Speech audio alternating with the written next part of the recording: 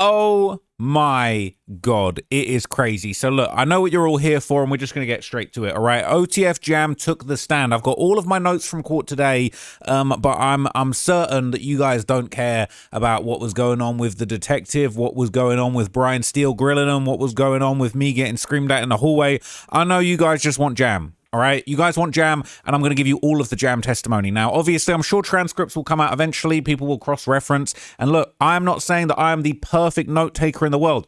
There might be some small mistakes, some small misquotes in this video. I apologize if that's the case. I wrote down everything I possibly could as quickly as possible, and this is the closest thing you're going to get to a transcript at this point in time.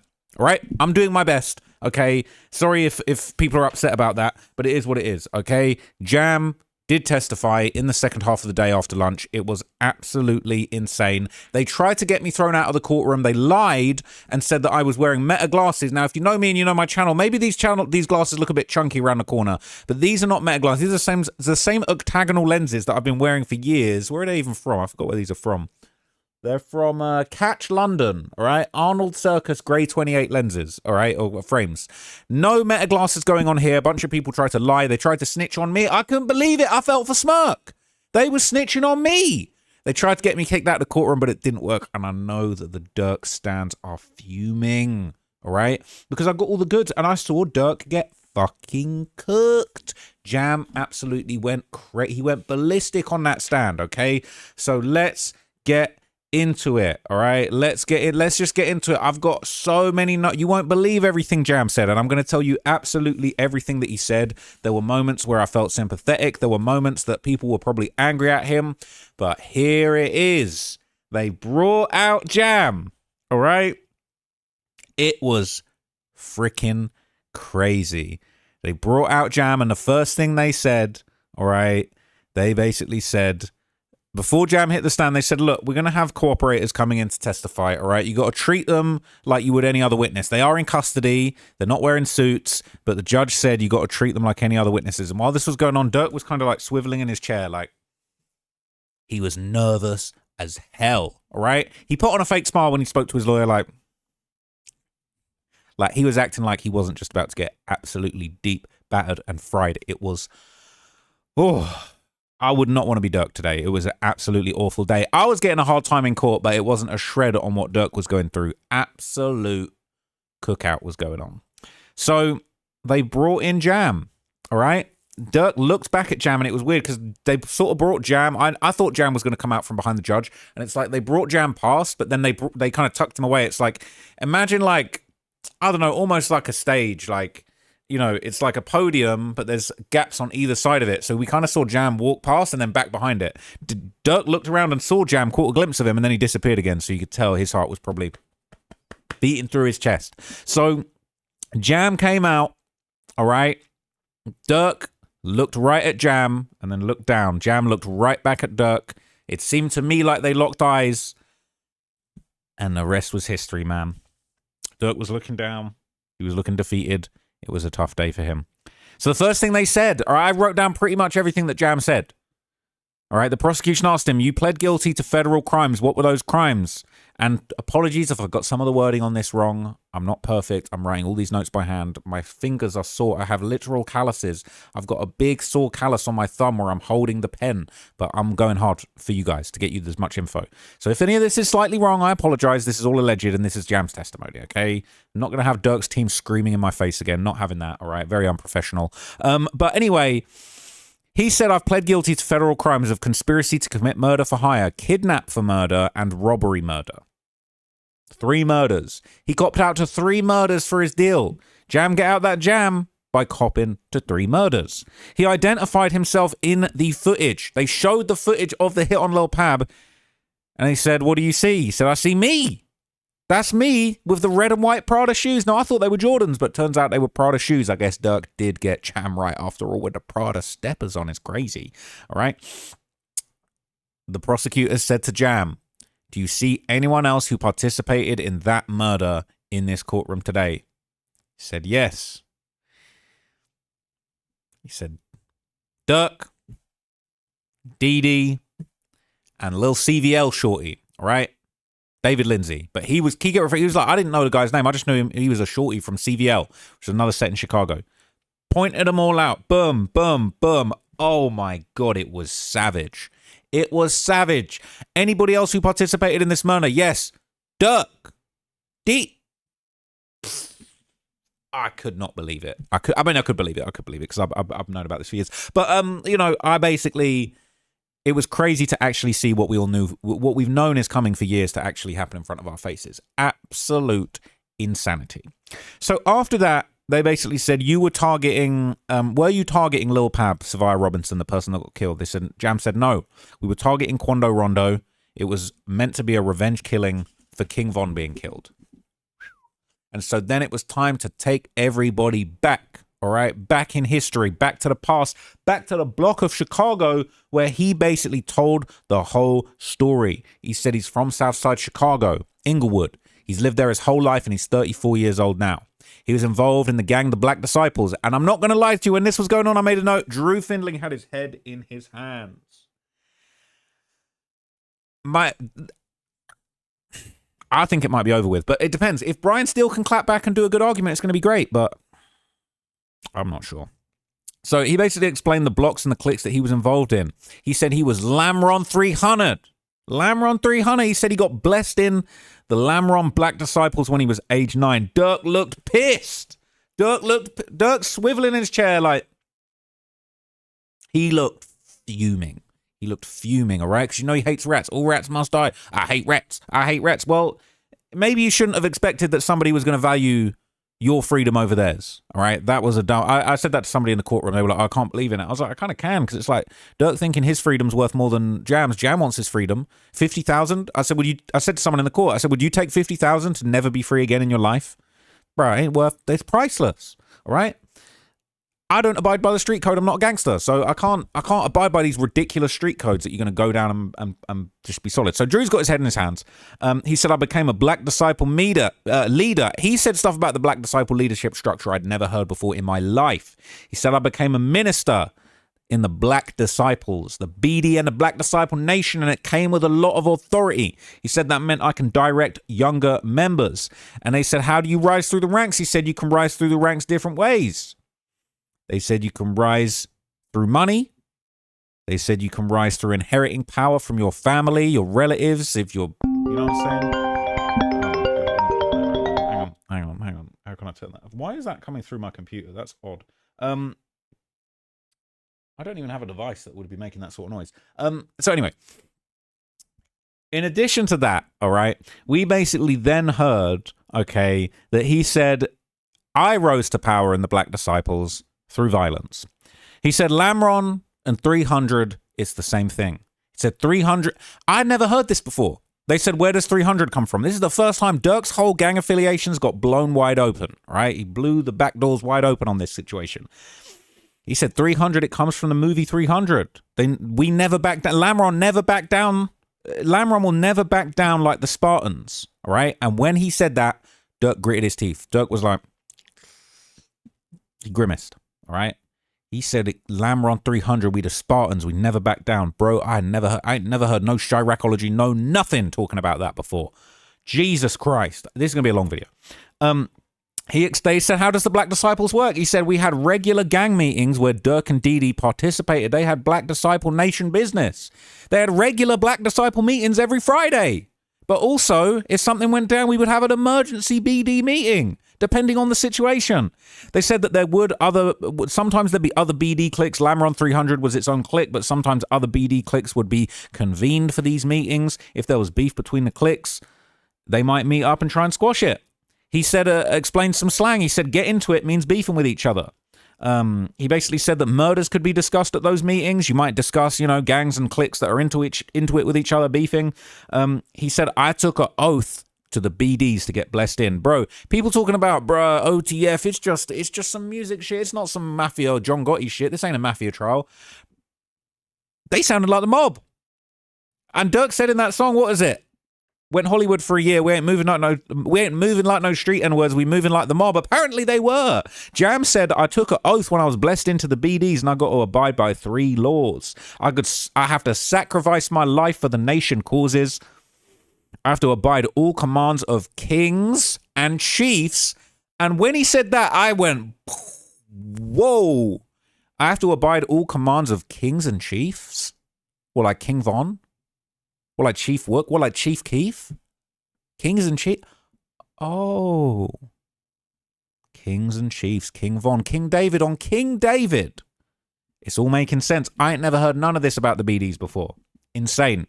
He letting the nation business be known. And number 3 said, I will salute all members of the BDs with a clutched hand and a clenched fist. He said he put his life on the line for the BDs. That's what he signed up for. He said the BDs don't tolerate no disrespect. To be a BD, you got to be loyal and trustworthy to your brothers. They said you got to be able to count on other BDs. When people go to jail and cooperate, you got to count on each other. You must never testify against other members. Clearly, he ain't banging BD no more. He explained get back is when you get revenge for somebody that's killed or shot your homie. He said that's the same as getting your lick back. It's known in the community, in the streets. It's known. If you get your lick back, it's known. He said if you don't get back, you look like a weak block. If you don't get back and you let people just kill people from your block and you don't get back, you get preyed on. He said older black disciples push the issue. Even your family can discipline you if you don't get back. He's saying mothers and grandmothers be getting mad if their kids don't receive get back after they're killed. He said get back is pushed for harder for more important members, and the get back dictates the strength of the block. He said the BDs take respect very seriously. Said if you're a leader, you want people to respect you. If you don't maintain respect, then you can become a target. Not every BD is a shooter. You can be a money getter, a drug dealer, a scammer, or a fighter. Not everyone is a killer. But Jam, he got his respect as a shooter, and he had a big reputation for violence. He said that he shot his first person at age 12. It was on Halloween. All right? And how many times have we heard that King Von lyric where you're talking about dudes getting shot all October, the real Halloween? They're saying Von caught a body around Halloween. I would not want to be in the south side of Chicago anytime around Halloween. Okay? Absolute insanity. Bro, crazy. All right? Absolutely crazy. Hang on. So Jam said that the first shooting that he ever committed was apparently in his hood when somebody rolled through and hit an older guy in the face with a paintball gun. Jam and his cousin Chris basically were told by an older guy they were handed guns and said when the car comes back, shoot it up, all right? And they did exactly that, and somebody got hit. He was just 12 years old when he was getting busy. He'd already been blessed into the BDs. 3 years into the BDs, he's doing his first shooting. Between the ages of 12 and 18, Jam was apparently involved in 10 to 15 shootings, as well as many armed robberies. They said, are you a strong arm robber or an armed robber? He said armed robberies with guns. He said he did a whole lot of robberies. They said how many? He was like 100 plus. He said mostly drug dealers. They said, did you ever rob anyone for anything other than drugs? He said one time, and this made me actually feel bad for Jam. They said, what happened? He said there was one time when I was younger, I did an armed robbery with a gun for food. I robbed somebody for food. He said my parents were drug addicts and I had to pay the bills and step up to the plate at age 12. That's when I started getting into the armed robberies. I needed to make some money. One time I had to literally stick someone up for food to put in my stomach. He said that when it comes to having a name in the streets, that's having respect. He said getting money, being a shooter, having respect. You can have a name in the streets for various things, and he was a shooter. He then outlined his first murder. He said in 2010, he was in a robbery in Racine, Wisconsin with another BD. They asked him to rob somebody that their father had dealt drugs with. Apparently things had gone wrong. The BD said that this guy had cheated his pops out of money, so he was sent to be part of a robbery. They went into the store, they locked the door, and they put the guns to the guy in there. There was a fight happened, and Jam was told to shoot him. Jam shot him once, and then the guy said, no, he's seen my face, kill him. Jam then put a gun to that person's head and pulled the trigger and executed them. He was just age 17. So when Jam was arrested in 2023 after the Lil Pab's murder, Jam confessed to this crime and he pled guilty after speaking to the FBI. He explained that he knew Dirk for years. He'd first met him on Normal Ave, Lamron, okay, around 2007 to 2008 when he was aged about 14 or 15. He was already popping people in the streets. He said he knew Dirk was a BD from Lamron 300. He said Dirk was at the BD meetings. He was at parties, all right? And after Jam got out of jail at one point, he saw Dirk around. He saw him doing the Lamron handshake. He knew that he was blessed in. Jam explained that he has many gang tattoos. He said he got tattoos of 2 Fo, 1 Fo, BDN, Black Disciple Nation, 300, Lamron, and he's even got an OTF tattoo.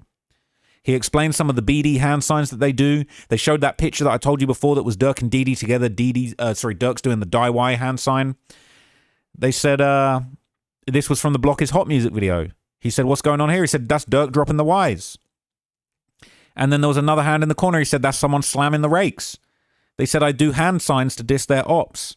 And it was funny because Brian still kept objecting and the judge was like, bro, overruled, sharp. Like, Brian's still like, objection. Anytime gangs were brought up, he's like, objection. And the judge is like, no, we're allowed to bring up gangs for limited purposes. It's been established, so no. All right. Brian still was having a bad time. He had a good morning, but this was a very, very bad afternoon for Brian Steele. So after that, all right, we basically kind of saw it go from there. That he said, Brian Steele tried to object to stop Jam from talking about 051 Young Money and the gang signs. Overruled, the judge let him talk, and Jam said, dropping Ys is a diss to 051 Young Money. They do a Y sign. We drop it upside down to disrespect them. They're ops of the BDs. They killed a lot of important people. They said that the rakes is dropping the GD hand sign, right? The pitchforks. Gangster disciples and GDs and BDs. The prosecution said they're kind of like Bloods and Crips in LA. And then Brian Steele, objection! The judge said, overruled. This is a Los Angeles audience. They're going to get the comparison to Bloods and Crips. I'll allow it. Jam said, yes. It's like the Bloods and the BDs and the GDs, like the Bloods and Crips in Chicago. And I've been saying that for years. You all want to talk about like I don't know what I'm talking about. They said they played a video of Dirk and the whole gang at a street sign. It was the Taytown 59th and Princeton sign. It's probably a video that you've seen on social media where Dirk's just surrounded by black disciples on Taytown and he doing a gang sign. I didn't know this. He was doing this sign.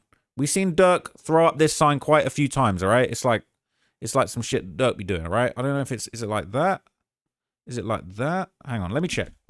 So it's looking like this sign, all right? He kind of be doing that or that. And apparently that's the OTF gang sign. Now, I never really clocked that. I've seen Dirk doing that a bunch of times. Sort of this thing or this thing. That's a crazy picture to choose. But apparently that's the OTF gang sign. Jam said he was throwing OTF. All right. Apparently there's a separate sign that they do for Von. We didn't see that getting pointed out, but I've just seen a image of Dirk doing a sign that could well be the Von hand sign. I'd never seen this before, but there was apparently another OTF gang sign, which I hadn't seen this one before. That's low-key fly. Yeah, there was another one. Okay, I can't actually find that picture, but it was basically Dirk kind of doing this, which I thought could have been the Von hand sign because it's making a V, but it's also an O block by the side if you do it that way. I'm not exactly sure, but anyway, he basically testified that it was like that this one or this one was like the OTF hand sign. It was one of the OTF hand signs that was apparently known. So that was kind of very, very interesting. They asked if anyone was throwing the King Von hand sign, and Jam actually said, I can't see anyone doing the Von hand sign right now. But he said that the King Von hand sign basically only existed after Jam got out of jail. He didn't know about it. And they basically said, like, OTF is only the family. He explained what that was. He said that Lamron gang members had been saying OTF years ago, but it never took off. He said OTF was just another name of Lamron when they were kids, but it never took off until Dirk popularized it with his music. They said Dirk, Chief Keef, and Rondo Number 9 popularized the phrase only the family, but it was just another phrase for Lamron 300. He said they all claimed OTF, all right? They were kind of all showing love to OTF. Obviously, when you know the whole story now, Chief Keef hates OTF, all right? He's probably loving all of these updates. If Chief Keef's watching this one, come on, man. Shout out Sosa. But anyway, the judge basically went on to kind of make some clarifications to the jury. Said, look, the reason that you're hearing all of this is to show the motive for the alleged conspiracy. It's not a gang murder, but we're basically giving you the backstory as to why they might have wanted to slide for Von. So after that, the prosecution showed a picture of Dee wearing the V-Roy chain. Jam explained that V-Roy was King Von's nickname because his best friend was T-Roy, who got killed, and V-Roy was a tribute to T-Roy. It was a Chiracology history lesson, bro. All of the stuff that you know and heard and seen in all my videos, realistically, right? It was all put up there by somebody that was involved and confirmed that it was real. So anyway, all right, they showed the image of Dee wearing the Taytown. He had this Taytown 2-time sweatshirt on, which I've pointed out in a previous video. Like, bro, this is why I thought that, like, Dee lawyer was maybe fumbling a little bit, because it's like he kept kind of bringing attention to certain things. Like, he kept showing this picture of Dee in this Taytown 2-time shirt. Nobody's brought attention to the fact that, like, that 2 times is like, what did you do 2 times? What did you do 2 times? But anyway, they showed in front of Jam, all right, the whole video of Dee walking through Tay-Town where he's saying, I need a lineup, you know, I ain't gonna lie. Let me pull it up. They played this whole video in its entirety, okay? Now, I won't play the whole video, but obviously he wearing this Tay-Time 2 times sweatshirt, and he basically says, they saying I'm the murder man, all right? He with all the gang, imagine this, right? Jam is, look, I'm just going to be real with you, right? No one else going to be as honest with you as I am about this case. This whole thing got played in its entirety, and the whole time Jam was shaking his head and smiling and laughing. All right, people were talking about Jam was shaking his head. He looked sad. Jam was shaking his head and smiling and laughing, thinking, what an absolute dummy for putting this out there. I'll play the whole thing. Fuck it.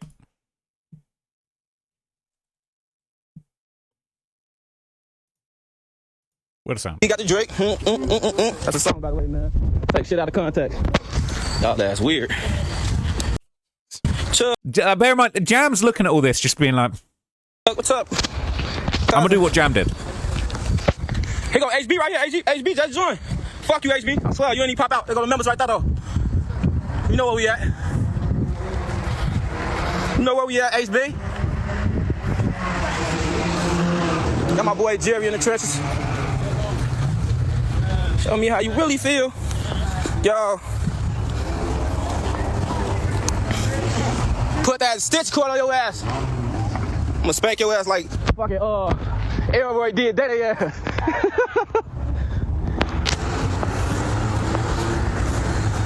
They talking about DD murder man for sure. That cool.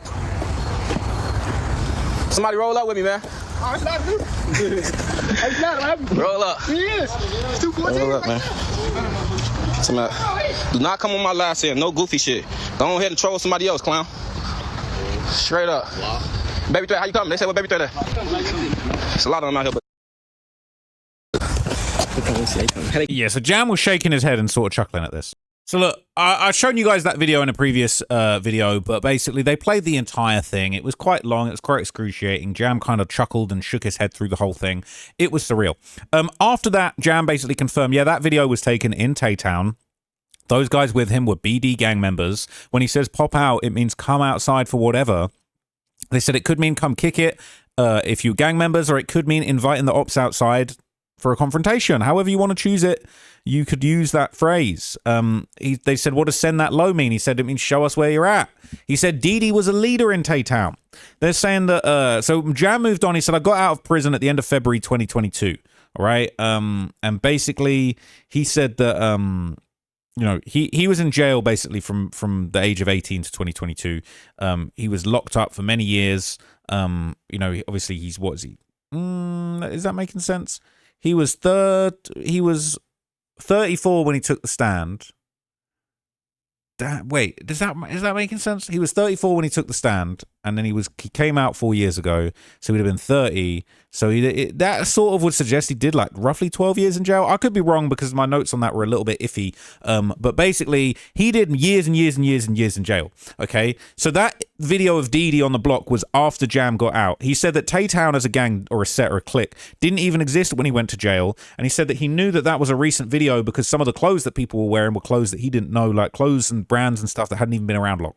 So Jam would go on to explain that he did a whole bunch of time for attempted murder. He then moved on and explained a few things about Booney Mo.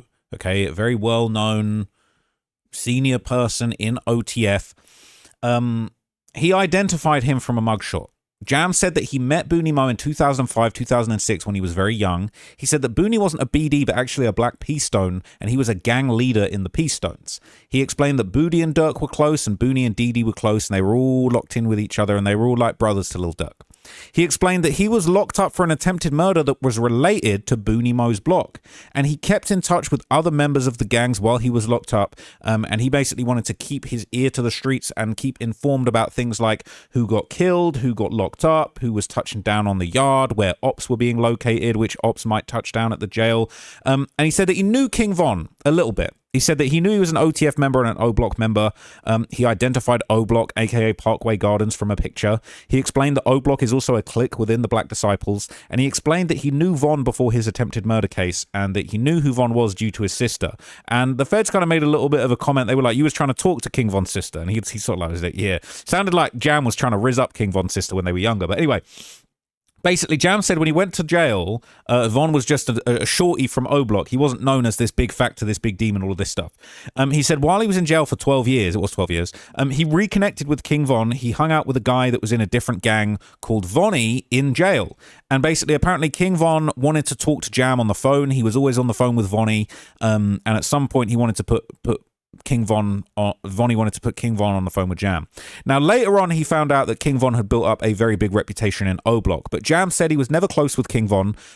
They spoke, like, it sounded like they had one conversation or maybe like a few little conversations, but he didn't really get to know Von like that. He just sounded like Vonnie put him on the phone with him and he didn't really know a lot about him, and he found out about him later. But he said he did stay in touch with Lil Durk, because they were Lamron 300. He said Durk was one of the guys. That was his homeboy. He said Durk made song for the parties. He didn't hang on the block every day. He said Durk wasn't necessarily in Jam's immediate circle. He first spoke to Durk in jail around 2012, 2013.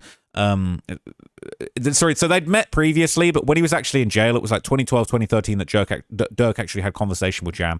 Durk said that he randomly, out of the blue, gave $1,000 to Jam's attorney. He said he never asked him for this. He was surprised. It caught him off guard. He said that he then found out that Durk was writing songs about Jam's murders, and that was objected to, and that was kind of like that was sustained, so that wasn't allowed to be kept in there. But basically, Jam said they begun communicating a lot as time went on. They're saying that Durk put money on Jam's books. Sometimes it started with $50 to $100, then a couple $100, then it was getting up to $1,000. He was slowly putting money on his books, and Jam explained that, money goes further in jail. Stuff is cheap, so a couple $100 or $1,000 actually went a long way for him, and that really made a difference to his life. He went on to explain that Durk had his guy Jason, who worked for him, send the money for him. It came from Durk, but Jason was the one initiating it. He said he knew this because he had Western Union slips and it would have the person that sent the money's name on it. He said as time went on, he said he noticed a few people had started rapping the line "Free Jam out that jam." He said that an older guy apparently played him a song a couple of times that shouted "Jam out." He was thinking, oh, that's people shouting me out. He said he kind of thought it was just because his name was Jam and it rhymed and like people just thought it was a slick bar. Then they said, do you know the song Back Again? And then they played it. They just played Durk's verse, but obviously we heard them lyrics. Jam, get out that jam. I gave him 50 and got ask again. He was catching murders way back when, but way back then, that's when the max was in. And then he basically said, the song is referring to me. Durk did give me $50,000 cash when I got out. The song refers to catching a murder. Now, the song was actually released, I believe, before Jam got out of jail, but he basically said that that's what went down. He said that he said my name. He said that I used a Mac. I was known to carry a Mac. I used one of my attempted murder charge and I did other things with it. And he basically said Durk would often pick up the phone to him while he was in jail. And he finally got out in February 2022. He said that Durk and Jason had bought Jam a bunch of clothes because they spoke on the phone. And he basically said, I'm coming home to nothing. I ain't even got any clothes. Durk said, call Jason, tell him your size and he'll get you some clothes. And he bought him a whole bunch of designer clothes for him to get out. Said he met Durk and the OTF guys outside of prison. There was an objection to mentioning OTF and that was sustained. So then they had to rephrase it and say, oh, you met Durk and OTF members outside prison. There was pictures. Jason was pictured with a large photo that was framed of Von. There was photos that was taken of Jam with the group when they met. They showed a picture of them all together. He said he'd only been out a week or so. He'd met up with all these OTF members in Detroit. Apparently a driver took him all the way there from Chicago. And the other people were in the picture. It was Boogie, Wop, Dee, Twin, and Jam, and Asa Houston, who is Boogie. They were all together. He confirmed that Asa Houston was the driver on the Lil Pab murder in the Infinity.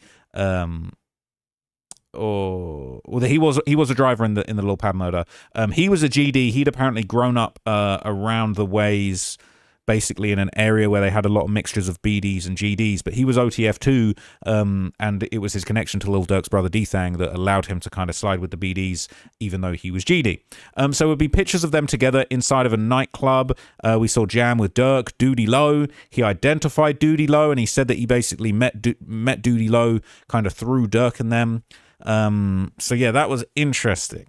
So from there, they would show more pictures. They would show a picture with Durk and all the guys in the club. We would see Vonnie on the far left of the picture. They would talk about when they kind of first all kind of met.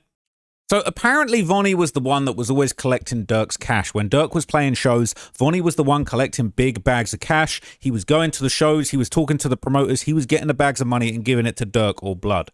He said that one of the first times that he kind of ran into him, he was out and Vonnie basically bought 2 big bags of cash to Dirk that he was being paid for the show. He said that was the first time he saw Dirk. He saw Vonnie and he was Dirk's money man and he saw Dirk's money and he basically explained that he didn't know Vonnie's real name. He just called him Cuz back then and basically everyone in OTF called Dirk Blood. He basically would explain that Vonnie was handling Dirk's money and he handed out guns to everybody every time wherever they traveled, Vonnie was the one handing out guns to everybody and also securing cars. Every state they went to, Dirk apparently told Vonnie to get Jam a gun. They said that he knew that he will use it to protect Dirk. Apparently when they were in Miami, basically there was one guy around them that was kind of all jittery around Jam. It was one of Tory Lanez's artists. And apparently Jam said after they left, Dirk basically said, hey, like, I'm going to start robbing these guys. I see his chain. He's getting some money. I'm ready to start robbing these fools. And apparently, Dirk kind of encouraged it. Dirk's response, according to Jam, was, that's the Jam I've been waiting on. Now, in the midst of all of this, okay, there was like a little sidebar. The judge came back and basically said, we're going to strike that from the record, okay, about Dirk sort of, condoning what Jam was offering about robbing somebody, and we later heard that Brian Steele wanted a mistrial over that. And the judge was like, bro, I ain't no way you're going to mistrial over that. I've been very fair to have that stricken from the record. But anyway, after that, all right, it was said that Vonnie was known for providing hot, stolen cars, sliders. Jam basically explained that slider in Chicago slang is to commit a shooting or a murder or pulling up on ops. He explained that hot cars are basically stolen cars. He explained that Dirk actually talked to Jam at a studio and there were kind of multiple people around and they had a conversation where Dirk had been talking to Jam about things going on in OTF. Apparently, Dirk had said that he was mad that people weren't sliding for Von. He apparently said that people were acting Hollywood in OTF. And they said that all Jam and Dirk usually talked about... this kind of didn't make sense. I don't know if this was wrong. But he said that while Dirk and Jam were in custody, apparently they were in custody at some point together, they said that all they talked about was music. I don't know if I wrote that down wrong, but I thought I heard them say all Dirk and Jam talked about in custody was music. But it was kind of random. That comment felt a little bit out of place. So if I've written that down wrong, we'll see in the transcripts when that comes out, I'm sure. But basically, there was a sidebar. We ended up coming back. And Jam talked about Slide for Von. He said that he knew Slide for Von and what that meant. It meant to do something for Von being killed. They basically explained that he spoke to Dirk about it. They said that Dirk hates the Slide for Von comments. He hated going online, and apparently the comments were getting to him. Dirk apparently spoke to Jam about Quando Rondo at a studio in Atlanta about a month after Jam got out of jail. Dirk basically was present with a number of other people, including Dee Dee, Doody Low, Wook, and Twin, and Jam, and there might have been one or two other people there that I didn't quite catch. But anyway, apparently Dirk talked about 6ix9ine trolling him about Slide for Von to Jam directly. He said that he was mad about people not doing what they rap about, and he said if MFs catch Quando or Tim, they gonna be straight, you ain't got to worry about nothing. Catch him and kill him, basically, is what he was inferring. People nodded their heads, and apparently somebody in the room said, oh, what, we talking like 500k to a mil, half a ticket to a mil? Jam couldn't remember who said that, but Dirk basically said in response to that, whatever, MF's gonna be straight, they won't have to worry about nothing. All right. If that was the case and Jam got $1 million for this, we might be in a different situation. But anyway, apparently Dirk basically felt that FaceTime was like the best way to communicate. He felt that the FBI can't listen to FaceTime, so he often did kind of FaceTime calls and FaceTime audios and things like that. And basically, they said that Booney Mo and Dee Dee would always speak on FaceTime. He explained that Dirk was frustrated by the Slide for Von comments and all of the trolling, and they showed that lyric where Dirk said, they be on my page like Slide for Von. I know they trolling me. Got it back in blood. That's what it is. Like that. Got it back in blood. That's how it's supposed to be. Basically, don't talk about it. That's how it's supposed to be. I couldn't write all that lyric down, but it's a famous lyric. And basically, he explained that get it back in blood. This is revenge. People bleed when they get shot. People bleed when they get shot. So get it back in blood is basically to get revenge, to shoot people in retaliation. And basically after that, they said, look, you don't know how it's supposed to be. That's what it was. It says, I got it back in blood, but you don't know that's how it's supposed to be. Jam said, well, yeah, basically explaining what we're doing it back to them. It's part of the game. That's the game that we live by. You get it back in blood, we slide, we get back. And that Jam kind of always traveled with Dirk in and out of state. It was kind of his muscle. And all the flights were arranged through Dirk's employee, Jason. So after that, okay, there would basically be kind of a long exhibit put forward, and there was a bunch of boring stuff. We went over the flights again, and look, we've heard about the flights a million times, all right? But basically, there were a few more texts that were shown of Jam confirming with Jason that he booked flights. But what was interesting is Jam apparently would text Jason. Basically, Dirk authorized any flight that Jam was put on, and Jam didn't like Jason making a booking without confirming it with Dirk because it was Dirk's money. And Jam would often text Jason and say, hey, did Dirk say anything about the flights that I'm supposed to be on? And basically he said that the process was Jam would ask Dirk if he could be on the flight, and then Dirk would tell Jason, and Jason would basically follow up. And Jason wouldn't just book him flights without checking in with me. He said, I always need to tell Jason if Dirk asked me to be on a flight, and then it would basically get handled that way. They wouldn't just book Jam on some shit that he didn't know about or that he wasn't privy to. So Jam basically had sent one text to Jason saying, hey, gang, I told Blood I need a flight to Atlanta. He told me, let you know. And then he followed up, did you holler at Blood? Jason had said for when, and basically he flew multiple times with Dirk's authorization between February and August 2022. And then in August 2022, we got to talking about the period before the murder, and this is where things got absolutely insane. So the prosecution said, how did you get involved with the murder? They said Booney Mo, but really he said Booney and them called me. He said Nem is Chicago slang for Nem. He said, I was dropping my son off to soccer practice. I got the call from Booney Mo, and that same day I flew to San Diego. Booney said that he couldn't go on a hit himself because of his parole officer. He said when he spoke to Booney Mo on the phone about suddenly having to get on this trip, he could hear Dirk's voice, but it wasn't a three-way call. He had Dirk's voice on a separate phone. He said, Booney said, Blood, you there on the other line? Basically confirming that Dirk was on this three-way call. He said that everybody had multiple phones in the crew, Dirk, Booney, everyone. Booney basically said that Threat Nem weren't answering the calls, so they reached out to Jam to see if they could get Dee Dee on the phone. That's Threat Nem. And it sounds like not everyone was always picking up the phone immediately. But he said that they didn't give him any info about the trip. Jam said, I could tell something was going on because it was all rushed. And Jam wanted to know what was going on, so he called Lil Durk twice. But Dirk didn't answer, and Booney called Jam back, and he said, yo, Dirk doesn't want no one calling his phone who's coming to LA. He doesn't want no contact with anyone that's going to LA. Now, that's fucking dumb, right? Because it's like he's already tried to call you twice.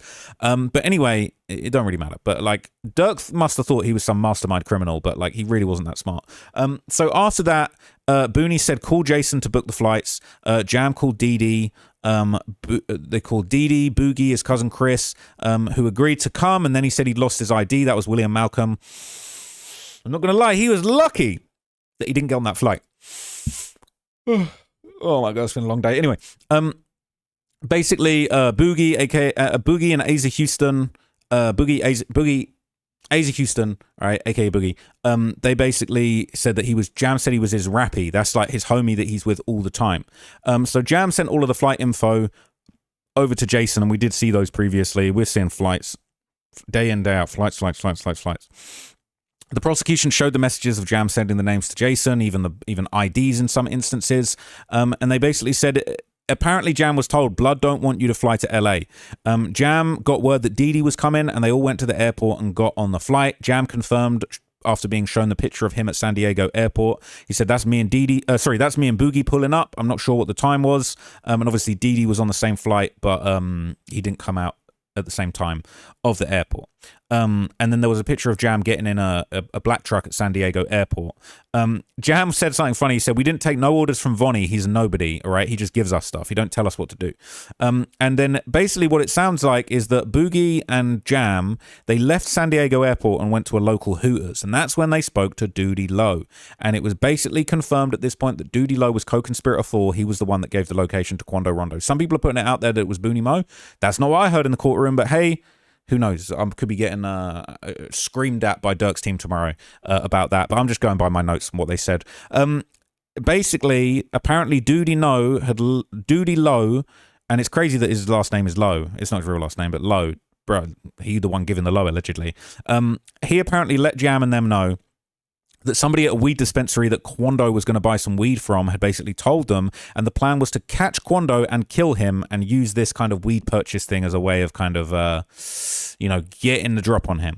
They said previously they'd got some information about where Quando was from, but it was unsuccessful. They weren't basically able to kill him like they had hoped to. Now, this was where the testimony got insane. And shout out to Duty Low. I've got no problems with Duty Low. Jam doing a lot of telling on Duty Low. That's all I know. Okay. Basically, Duty Low got on FaceTime with Jam and Boogie while they were in Hooters. They said they FaceTimed Jam and Aza, and basically they said Duty knows where Quando is going to be while he's staying in LA, knows his flight info. Duty was in tune with the dude that was supposed to sell Quando weed, and somebody gave the location to Duty where Quando was staying. Jam said, it's not something I wanted to do, but I thought, damn, I'm here now. It's basically been dropped on him that he's got to do this murder in California. He said, I can't get away, so I just went along with the plan. He said, where I'm from, you don't stop nobody killing somebody. That's what gets you killed. He said, they will get mad and think you're the police. He explained that he didn't consider the Quando situation his beef. He said it was some rap stuff that had something to do with NBA Youngboy. He said, I'm used to Chicago beef. All of that had nothing to do with me. He said he wasn't comfortable doing a hit in LA because he's not from there. He said, if it went wrong, I got in a high-speed chase, I got hurt, I wouldn't know where to go. He said, I've been in high-speed chases in Chicago and I know the way. It helps. He explained, look, King Von got into it with NBA Youngboy. It didn't even have nothing to do with Von. Von was just riding for his homie and basically, took off on Quando and just created all this situation. It was none of their business. And he said, I didn't feel like I should have slid for Von. Von wasn't even from my block. He wasn't my homie. We didn't kick it. I didn't love him. But he said, but me and Boogie basically, once Duty Low told us we were here to kill Quando, he said, we just looked at each other and said, after Duty told them that they were in California to kill Quando. So basically, Boogie would then be joined by Dee, Flocker, aka Jones, and the CVL shorty, which obviously David Lindsay, who's in the courtroom, but Jam kept saying, I only know him as just the CVL shorty. And they showed the picture of Flocker. He explained that he met him in juvie. They used to fight together. He said, we used to beat people's ass together. He kind of laughed when he said that, and he said, I'm sorry. I said to the judge, I'm sorry. He said, when I came back from prison, I used to see Flocker on Dee's block. We never really texted much or called before the shooting, but he was aware who he was. He said he had no idea who Lindsay was or the CVL shorty. He said he got out of prison and hung out with OTF. I never really saw them. He said Flocker knew Dee, but I didn't really know what he had going on. And he said they got a Sprinter bus for us from San Diego.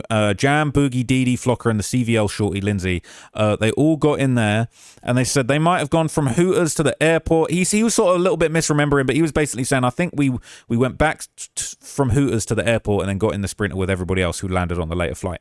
And then they all got in a Sprinter van and then went from San Diego to LA. He explained that the Sprinter had kind of a partition, so you couldn't really talk to the driver. It wasn't that kind of situation. And basically, in addition to all that, he basically was shown a picture and he said, I'm not sure if that's the exact van, but it looks similar. And so basically, he said that Dee was on his phone in the Sprinter and he turned the camera to Flocker and the CVL shorty Lindsay and basically said, hey, I got the Navy SEALs here. He either said, here go the Navy SEALs, or you see the Navy SEALs. He kind of wasn't sure which one he said. And on the other end of that FaceTime was allegedly Lil Durk, right? He said that he heard Durk's voice, all right? And he said that Navy SEALs are hitters. They're military. They're people who go on missions and kill people, all right? That's what Navy SEALs meant in that context. And he said, I saw Durk. He said that Durk was basically put face-to-face with Jam on the FaceTime, and apparently Durk said to Jam, hey, go crazy. And then Jam slammed the rakes, did the GDK hand sign, and basically asked where Durk was. Durk said he was at the studio. And he said, I knew that he was at the studio because I've been to that studio before. And then Durk and Dee continued talking on FaceTime. Now, after that, the Sprinter stopped. Apparently, they were up a mountain, super high up, and they could kind of see the lights off in the distance above LA. And all the members got off. They stretched out.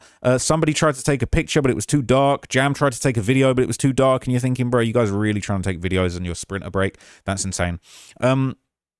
So from there, they went to Target or Walmart. He wasn't sure which one, but like a large supermarket. And they basically stopped there to buy hoodies and gloves. They basically were trying to disguise themselves. And like nobody had brought hoodies and gloves with them, so they had to stop and buy them. So they got back on the Sprinter bus and eventually got to LA. Now they pulled up at like a car lot that was apparently off a busy street. And then Vonnie got on the party bus, right? the hitman bus, the Sprinter. He said, "What's up?" And then he stepped off to talk to Dee Dee. And then he came back, and apparently Vonnie said, "I got some bad news. I only got 3 guns." All right. And I don't want to get anything wrong here. So look, I'm just going to tell you what I wrote in my notes. If it was slightly off, I apologize, but I'm thinking it's close enough. He basically said that this was the first time that he had seen Vonnie in this trip, and everyone said, "What's up?" Jam shook Vonnie's hand. And then Vonnie came back with Dee Dee. He said the bad news, only got 3 guns. And then Jam says he remembers he gave out some guns, right? He had 2 Glocks with extendos, and he said that they were hanging out one of their pockets of their hoodie. He couldn't remember who. But they had extended clips. He said he gave a Glock to David Lindsay, and Flocker, Asa, got given... is that right? Hang on a sec. My bad. Flocker being Keith Jones. They basically gave another Glock to Flocker. That was the Glock with the switch on it. And then Dee Dee was holding a Beretta in his hand. And apparently he said, "I'm rusty. It's been a while," and then handed the Beretta to Jam. So it was basically these guns being handed out determined who was a shooter from that moment on. And it was never questioned. Jam made it clear that a switch is what makes a Glock fully automatic. They're saying that Flocker, aka Keith Jones, had the switch. Yeah, Flocker was the one with the switch. That was confirmed. And then they basically said someone was delivering a 4-door car. It was white with tinted windows. This was the slider for the murder, the Infinity. And he said that the person that dropped it off, he didn't know who they were, but they wiped off the door handle with their sleeve, got paid, and then left. Jam, Flocker, Boogie, and the CVL Shorty basically all got into their cars, got into that Infinity, and then Vonnie and Dee Dee got in the BMW, and everybody left. And where did they go? Did they go to their own hotel? No, they didn't. Allegedly, they went to the hotel that they knew Quando was staying in. They immediately went to Quando's hotel, and they basically saying that the shooters in the Infinity followed Vonnie in the BMW to a side block. Jam said he got out the car with Flocker and Dee Dee to basically look around the hotel, see the ins and outs. They parked kind of away from it. He couldn't say exactly where. But then he said they swapped over. Jam then got in the car with Dee Dee and Vonnie in the BMW, and the rest of them got in the Infinity. And they basically were scoping the scene out. So during this time, allegedly, according to Jam, Doody Low called them on FaceTime and basically says that the weed guy has Quando's location and has texted Quando saying that he's close, and he's told Quando Rondo he's like only a few minutes away. And Doody basically, allegedly the quote was, Doody said, "I talked to the weed guy who's got Quando's low. He told me to tell Quando he's almost there to deliver." Jam basically said this was all a trick to get Quando downstairs. Doody said that the dude wasn't really coming with any weed. It was a trick. And that's where we're going to get them, where we're going to kill them. That was crazy. I'm not going to lie. That was crazy. So they got up the video outside the hotel and they showed the cars. They got Jam to identify the slider, the BMW, both parked outside. He said, "I remember this because we were on opposite sides of the street. I remember it well. I was in the BMW with Dee Dee and Cuz." And then basically Jam went on to say that we sat for a minute looking through glass. We were kind of looking through to the lobby. Then we went back to a side block. We were going to tell the other car to basically pull up and get busy when Quando came out. They knew that Quando was wearing a camo shiesty mask. Somebody had a camo Bape hoodie on. They said Quando looked like he was smoking a cigarette outside, and at one point they saw the light bounce off his diamond grill. And he basically said they were about to slide and kill Quando Rondo at the hotel, but then cops were riding past. He said damn near every minute a police car drove past. LAPD was everywhere. He said they decided it was too hot to do the murder at that point. All right. And he basically said Quando was wearing a poo shiesty ski mask. Right. He explained what that was. Brian Steele objected to loads of stuff along the way, and the judge just kept on overruling. Bro, let him talk. So apparently Dee Dee was in the back and he took the Beretta from Jam, and apparently he wound down the window, held the gun up, pointed it right at Quando, and he said, "I could get him right now. It would be easy." That was crazy, but you didn't do it. All right. So that is just insane. That was like a movie. These guys are thinking this is a real life movie. So after that, they called off that hit. They said that the police were making it too hot and risky. Jam explained that hot is, when the police are onto an area, they said a person can be hot, a block can be hot, a situation can be hot. The situation was hot. They went back to the hotel. Both of the cars went together. And they were outside Quando's hotel. They'd been communicating on their phones. Sounded like there was FaceTime, but he said he didn't know that the two cars might have been communicating on regular calls, possibly FaceTime. And they said that Vonnie was taking them to the hotel. It was the same hotel that everybody that goes to Disneyland stays at. After that, Vonnie did all of the checking in when they got to that hotel. Jam told Vonnie that he needed some weed, and Vonnie left to get some, and he came back with it. They were staying in a first level room that had a sliding door that went straight out to the parking lot. So Jam basically went out and smoked a little something with Flocker. He talked on the phone, then he went to sleep, and they planned on catching Quando the next day. So we went away, all right? We came back after a little break, and that was kind of the end of the testimony for the day. But what was interesting is that final part. Dirk's lawyers made a motion for a mistrial. The judge was like, that Tory Lane's comment isn't enough for a mistrial. We're striking it from the record. But like, he basically gave a bunch of points as to why that was not sufficient for a mistrial. And we know that Brian still loves to ask for a mistrial. He did that a lot in the Young Thug trial. And then Dee Dee's lawyer basically said an absolute load of nonsense. He said, this is death by 1,000 cuts. At a certain point, it becomes too much. Yeah, no shit. The evidence is overwhelming. He said we didn't have there were certain bits of evidence that we didn't have, exhibits that we didn't have. He basically was saying that they never said that they would show the Dee Dee Murder Man video in front of the witness. And this guy, oh my god, Dee Dee's lawyer, I'm sorry, but he's just talking a lot of nonsense at certain points. Sometimes he does it really good, and then other times it's like, bro, you're slipping.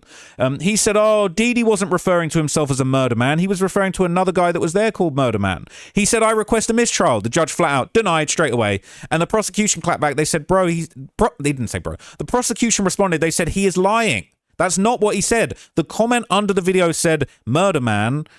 And then Vonnie said, they're saying I'm a murder man, for sure that. And saying we didn't give a transcript because there was a lot of slang and things. We didn't want to try and tilt things. We just wanted to let the jury make their mind up of what they heard. And the judge said, look, I accept what the government says. We're not having this nonsense, right? And I was thinking, bro, we all heard Dee Dee plain as day say that, they say I'm a murder man. Yeah, true that. The idea that it's like, they were talking about someone else that was a murder man. No, absolute cap. All right. Absolute cap. So it sounded like there were actually going to be some conversations that would be going on behind the scenes related to co-conspirator 6, who I believe was THF Bezu.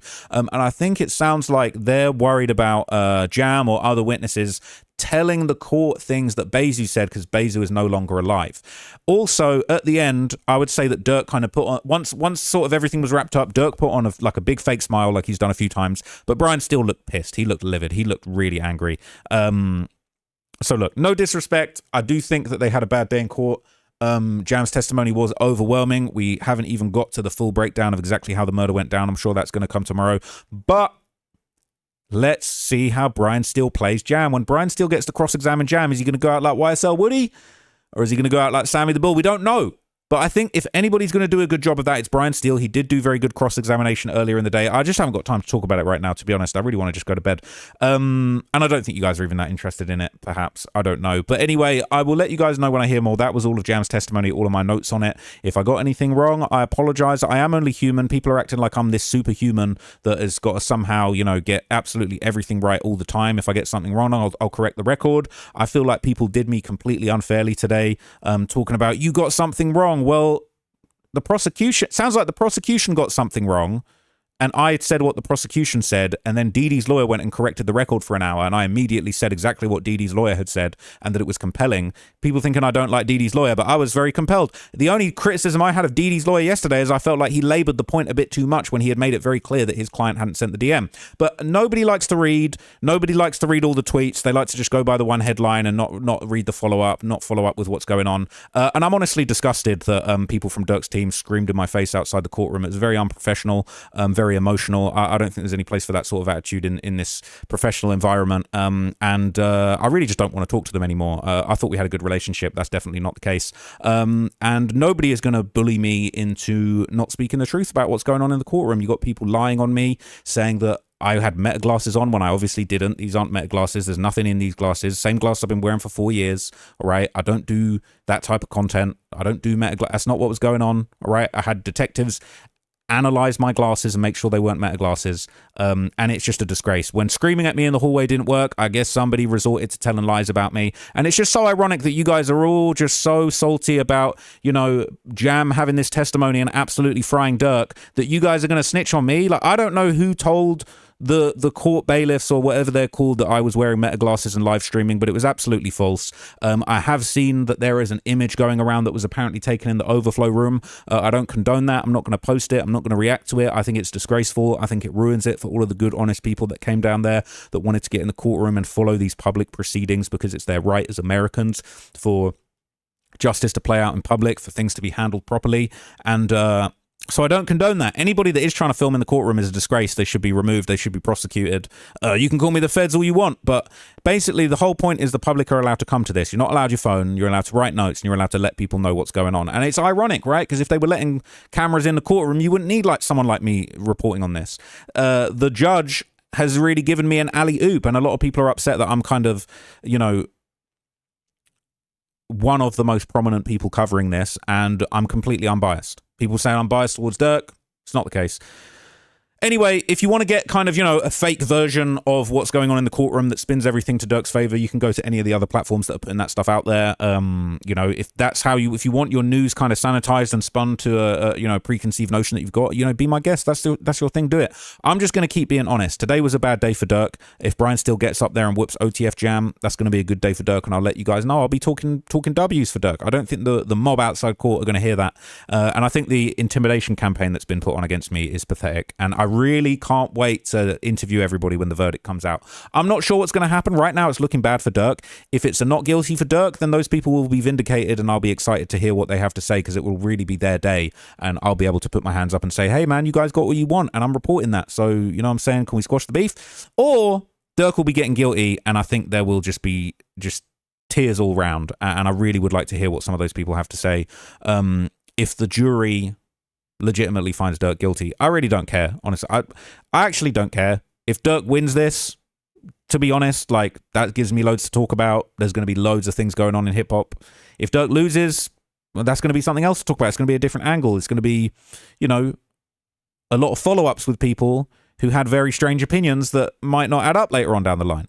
But we'll see. I'll let you guys know, and I'll be honest with you all along the way. I'm not claiming to be perfect. I'm not claiming to be a robot that can get everything absolutely right or can reproduce the transcripts just based on my wrist work pause. That's not really how it works. But I'm just giving you the best information that I can get from the courtroom, and I'm letting you guys know that as soon as possible. So yeah, nobody's going to stop me. I said that I was going to cool off on doing the tweets for a little bit, purely because it's like, people are seeing tweets and then they're having an emotional meltdown about it in front of the courthouse, and it's not appropriate. And like, the tweets ain't like that was just me basically realizing that I didn't have enough time to go outside and make a video, so I never use X. I was like, why don't I just put some of this info out here? But clearly that's getting under people's skin. But it doesn't do anything for, I like making videos. I'm a video maker, I'm a filmmaker, I'm a documentary maker, so that's really what I want to be doing. But if there's not enough time, hell, maybe I'll just go and use the restroom, just kick it, you know what I'm saying, check my text, all that kind of stuff. But anyway, can't be stopped, won't be stopped. I'll see you guys at the next one. I'm out for now. Peace.